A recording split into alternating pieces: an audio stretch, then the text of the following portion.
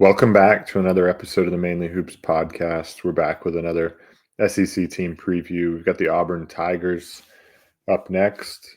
Before we do dive in, if you have been enjoying our off-season content, please go ahead and like and subscribe. We do appreciate everyone's support. But taking a look here, obviously Bruce Pearl resigned, probably about a month ago now. They played a preseason game the other night. Didn't go so well. Keyshawn Murphy got injured. I know they haven't really released much yet on the outlook of that. But, in terms of offensive strengths here, what do you see for this attack? Yeah, I think Murphy's going to end up being okay. I mean, it was like he went over to help a teammate up and he slipped and might have sprained his knee at the very worst, but I think he'll be fine overall. But this is a team that looks like they're going to have a lot of scoring depth, and I think this is a team that can kind of thrive in the transition game as well. I think they'll play a little bit faster than they did a year ago. There's just so many athletes and scoring options across this roster. It's kind of just a matter of how good some of these pieces actually are, because the D1 experience throughout this roster is fairly limited, especially when you look down at the bench. But there is a lot of talent and athleticism throughout. But I think Todd Pettiford is the guy that's most likely gonna man the point guard duties, and he's an obvious candidate to take a year two leap as a scorer and as a creator. We saw flashes of it last season, and he obviously played a big role for that Final Four team. But I do think he's going to be a solid creator for this team overall. Then when you look at the wings, it's going to be manned by mostly Keyshawn Hall and Elijah Freeman. I think they'll be the main wing scoring options. Keyshawn Hall last season averaged 18.8 points per game. The efficiency wasn't fantastic. Playing in that UCF offense probably wasn't easy for him. They didn't have a ton around him overall, but he still flourished last year in his first year in the power conference ranks. He's an interior scoring minded guy that could knock down the three with some competency, but I think overall he's a guy that's going to want the ball in his hands getting downhill. Then you look at another guy in Elijah Freeman. I think he's one of the most polarizing transfer portal additions and throughout the entire country overall. I think there's just so much potential with him, but I think it's just a matter of how productive he can be as an SEC player this season. I think he's definitely a high upside NBA prospect overall. It's just a matter of how much he puts it together this season in the SEC.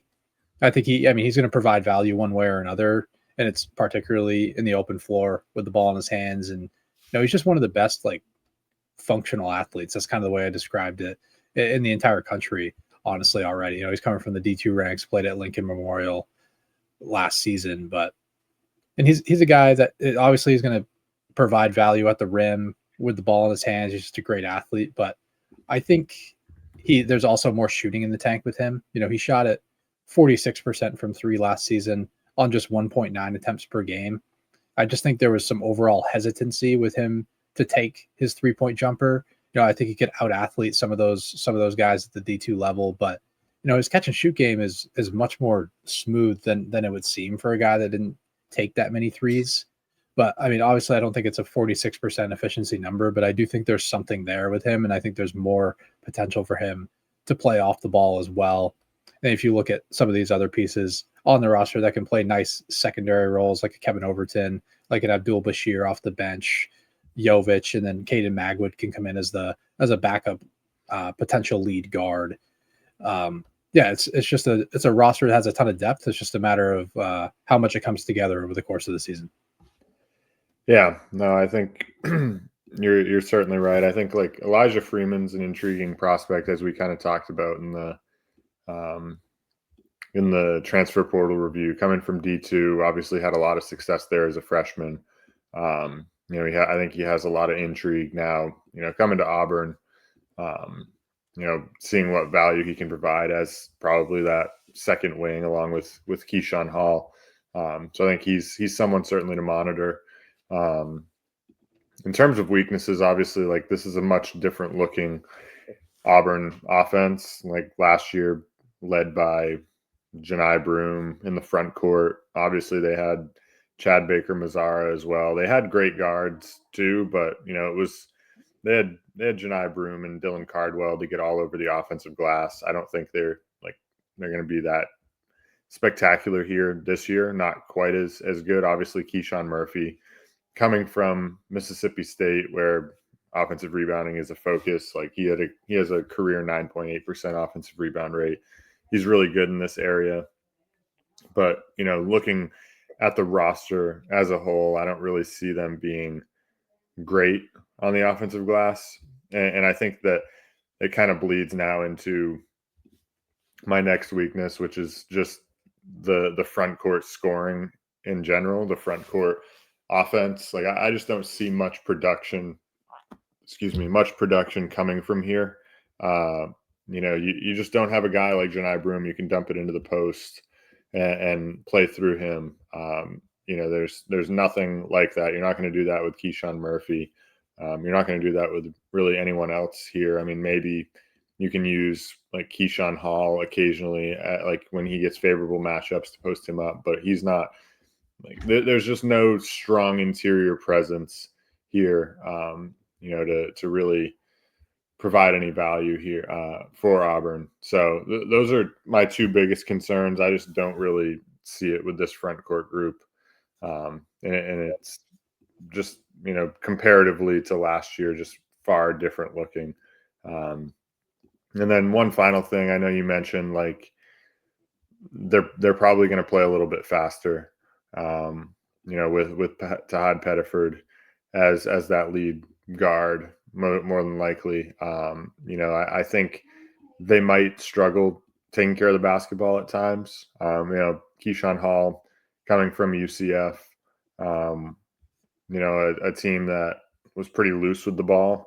He probably figures to be sort of like the secondary creator for this team, on the wing. And then like Pettiford last year, had a 16% turnover rate. Now there's like way less around him in terms of like lead guard talent, which I guess is another area of concern for me. I just don't really know if there's a ton of lead guards that can really take some pressure off to take care of the basketball.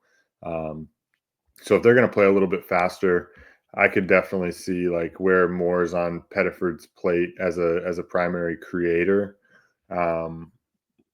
for others, not just for himself. And then like Keyshawn Hall figuring to kind of jump into that secondary creator role. I do have issues with, how well they do take care of the basketball. Yeah, I think it's a little bit more of a concern compared to last year. And then, like I looked at the offensive rebounding stuff, and I see it as more of a weakness compared to past Auburn teams. And I would assume getting on the offensive glass will be an emphasis for this team again, even though, Bruce Pearl isn't here anymore. Obviously, his son is here taking over. I would assume they value a lot of the same things offensively, but it's just a different look. And I don't know if it's much. I think it's more like rim scoring concerns as it's like just like the pure like front court guys. Like I think Murphy and Hall are going to be the 4 and 5, and they're obviously competent scorers, but it's just a matter of like how efficient and how often they score at the rim. But yeah, like with the offensive rebounding stuff, it's like they had guys who were 14% on the offensive glass with Broom and Cardwell. They just don't really have that this year. And I think like Philip Jovic or even a guy like Sebastian Williams Adams can help in this regard, but they're going to play spot minutes probably. And, I think this is it's just a worse group regardless. And, they were 33rd nationally in 2-point field goal percentage last season, but I just think the lack of size up front. And like you mentioned, you don't really have a guy that you can dump it down into in the post and, give yourself a more stable floor here. And, it makes it just a weird fit in the half court setting, like especially with Freeman and Hall, who are better with the ball in their hands. And I think they're a little bit more uncomfortable with their catch and shoot games. I think you're going to see a very frequent Pettiford, Keyshawn Murphy pick and roll game that I think can open up some things for the rest of this offense, but it's a matter of how much the secondary pieces can knock down shots over the course of an entire game. Like you have a guy like Kevin Overton who can knock it down, not at the super high level, but he's solid think Hall's been good, but I don't think he's as comfortable with the catch and shoot game, like I mentioned. And then like Bashir and Magwood, those guys down the board can help. It's just I don't see it being nearly as good as it was last year. No. Now on the defensive side of the ball, um, again, like the front court looks a little bit different. Keyshawn Murphy, kind of headlining that, but what strengths do you see on this side of the ball? Yeah, I think it's the positional length and versatility. I think that's a fairly normal strength for an Auburn roster. And Stephen Pearl was the defensive coordinator for Bruce Pearl last season, so I think you're going to see a lot of similar things that we've seen over the course of these last few years. And there's just so many wings on this roster with like Kevin Overton, Elijah Freeman, Keyshawn Hall, Bashir, and I think this is where a guy like Sebastian Williams Adams can really make his mark on the game. He showed it a lot in that scrimmage. He played a lot of minutes there, and I think he'll be a really nice connective four piece who can, help them on the glass, guard multiple positions, just a really nice physical presence for them. I wouldn't say any of these wing guys are like dominant defenders, but I think they all possess, solid traits. And I think some of them can make some plays on the ball without a scheme really driving it. They're going to have to defend in space a little bit. And I think they can be okay there.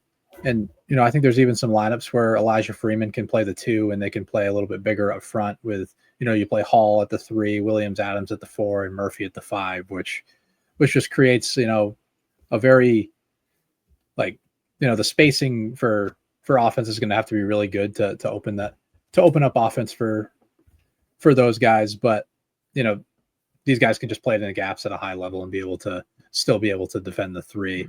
So, they just have a lot of guys that can defend multiple positions. Like even Keyshawn Murphy at the 5 is able to defend in space, guard the pick and roll in multiple ways. So I think there's a lot of different paths to how they can defend certain offenses. So I think they're versatile at the very least. Yeah, no, I think there's certainly versatility here. I do think there are a few concerns with this defense. Just and I touched on the offensive end. Like Tahad Pettiford is going to play that guard spot. I think like Freeman can come in and, like you said, maybe play the 2, but there's not a ton of like guard depth here on the defensive end. I think, like you said, they have kind of a lot of size that it's just a matter of can those guys like Freeman and Hall and Overton, and Jovic, can they all guard, like 1 through 4? And like, I think there are just some question marks in guarding like some of the elite guards in the country or in this conference. It's obviously the best conference in the country last year. Probably will be again, at least from top to bottom. So I have some issues there. And then,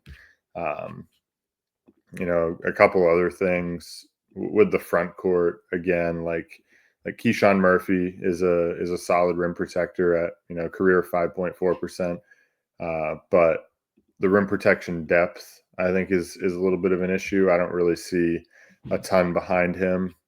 Like Keyshawn Hall doesn't really provide a ton of value at the 4 spot, career 1.4% block rate. Maybe Sebastian Williams Adams can provide some value here at the 4 spot, but especially if they're going to play Keyshawn Hall at the 5 in some situations, like the defense on the back line becomes pretty suspect. So that's definitely an area I'm a bit worried about. And then, this is traditionally a team that doesn't really turn people over, like 150th in turnover rate last year. Well, at least, considering last year's team, 150th, but then also, they foul a ton, right? So they were 310th in free throw rate defense. So they didn't turn people over last year, and they fouled a ton still. So that's kind of an area of concern I have, is like, if they're not going to turn people over and they're still going to like foul at a high clip, it doesn't really seem to bode super well for this defense. So that's where my main concerns would lie. I think, like you said, the versatility on the wing is certainly a strength of this team. Just the positional size, also like you had mentioned. But I just have these concerns with like the front court, how often they foul, their frequency of turning people over, and I think it starts with like that lack of depth at like the primary ball handler defenders. Yeah, for me, I have more concerns. I think it starts with the rim protection and just the depth up front. Because I know they've always kind of been a program, at least when Pearl was the head coach. They've always fouled a lot, and it's not a team that really ever got after you defensively. And they still found ways to be good on the defensive end. Like the last 4 seasons, their worst finish defensively was 28th, and Stephen Pearl was obviously behind a lot of that stuff. They live off of their effective field goal percentage defense, and I think that's where the the projected decline for me in that area is where what creates concerns because they don't do those other things at a super high level. Um, Murphy's a more versatile five. I don't think I wouldn't trust him to like protect the rim or have like every single action be filtered into him. And there's no real rim presence behind him either. Maybe it's a guy like Emeka Operum, but I don't really see what the role for him is going to be. It's just it's a deeper bench with, a lot of wing pieces that I think Pearl is going to want to play a good amount. Like I think Williams Adams is a guy that can play the five. I think he's not a fantastic rim protector, but at least makes them switchable. You can deny the rim at a higher level, like potentially change some things that we haven't really seen defensively from this team in a few years. But yeah, I think the front court being more of a concern for me, plus the fact that they foul and they don't get after you is where my concern, I guess, would lie.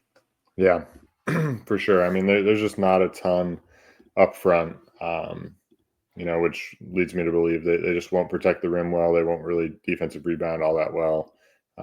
So we'll see what happens with their first year under Stephen Pearl. But shifting to team MVP and X Factor, who'd you go with here?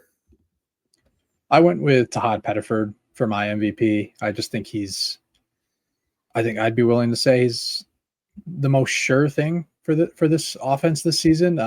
Obviously, Keyshawn Hall had a really good year last season, but I'm a little bit higher on Pettiford's on ball creation and his perimeter scoring ability. Like Keyshawn Hall wasn't the most efficient last year, although he likes to get to the rim, likes to get to the line. He creates a lot of his value there. But I think Pettiford's going to be doing a lot of creating, like I mentioned, the pick and roll game with him and Murphy is going to be extremely frequent.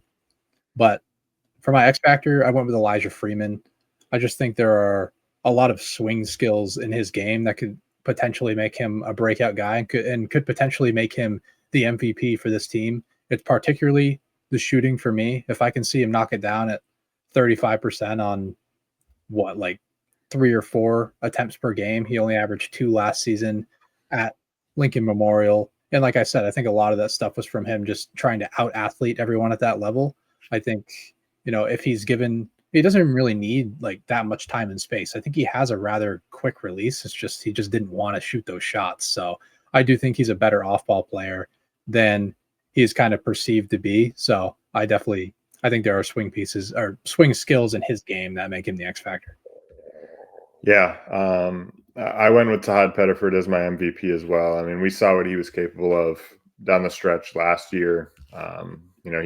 He really got going in a couple games in the NCAA tournament.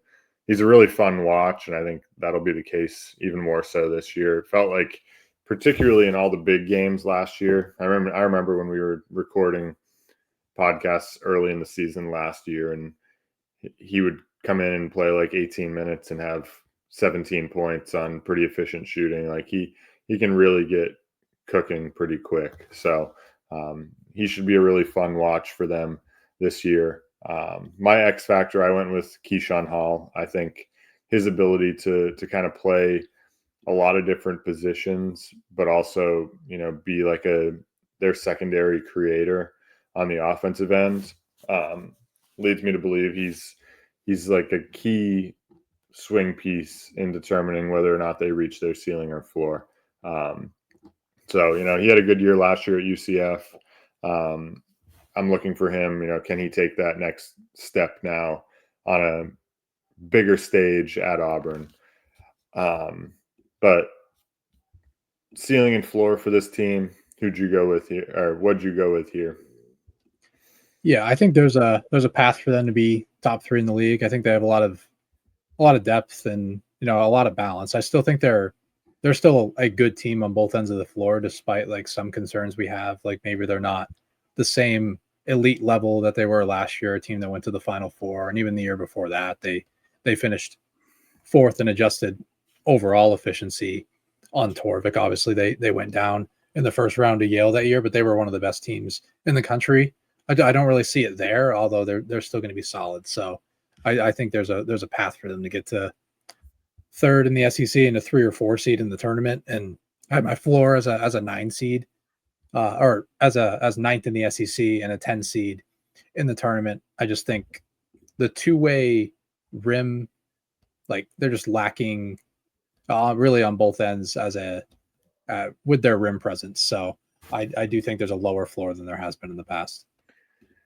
Yeah. At their ceiling, I said they could get to 3rd. I just don't really see them getting ahead of like Florida or like either Kentucky or Tennessee. I mean, like Kentucky obviously has some injuries right now, but I think those will be kind of sorted out by the time conference play hits. I'd be surprised if they finished above them. Maybe they can finish above Tennessee. So maybe they can get to 3rd. At their floor, I had them at 10th, just with, the lack of rim protection, the lack of like just the change of style, right? Not having a real rim presence on the offensive end. That's, what they've had in years past. Obviously had a few years of Janai Broom being dominant. So, we'll see there, but, final thing, bold prediction for Auburn. Yeah, I think Elijah Freeman can be a first rounder in this year's or next year's NBA draft. I think there's a ton of skills that are going to really interest NBA teams. And like I mentioned a couple times here, I think there's more shooting in the tank, which is like really the final step for him when it comes to, being a true impact at the SEC level and really turning heads of NBA scouts. Yeah, no, it's interesting. I mean, we saw this past year, right, with like a guy like Cedric Coward that started at D3 and, went D1 for a year, and now he was drafted 9th or 10th overall. So really impressive. I think it's going to start to maybe be a little bit more common. But for me, my bold prediction was a Tahad Pettiford stat. I went Tahad Pettiford is going to average 18 plus. I think he's going to take a lot of shots, and we've seen his ability to kind of blow up in games. So I could see him having a lot of big games this year in the SEC, just with his shot volume and his ability to get hot. Yeah, I mean that might be tough to accomplish. There's a lot of mouths to feed in this offense, but if he's going to have the ball in his hands more, and he's a scoring minded guy, so I guess I could definitely see it happening. Yeah. So anyway, we'll wrap things up here with the Auburn Tigers, and we'll see you next time on the Mainly Hoops podcast. Man, I'm starting to feel it. Yeah, I mean, I'm good to stop too. I'm freaking hungry. It's 2. It was also the first freaking 3 took forever. I know. Been up for 9 hours already. Yeah. And I'll probably be up another 10 anyway. Yeah. If we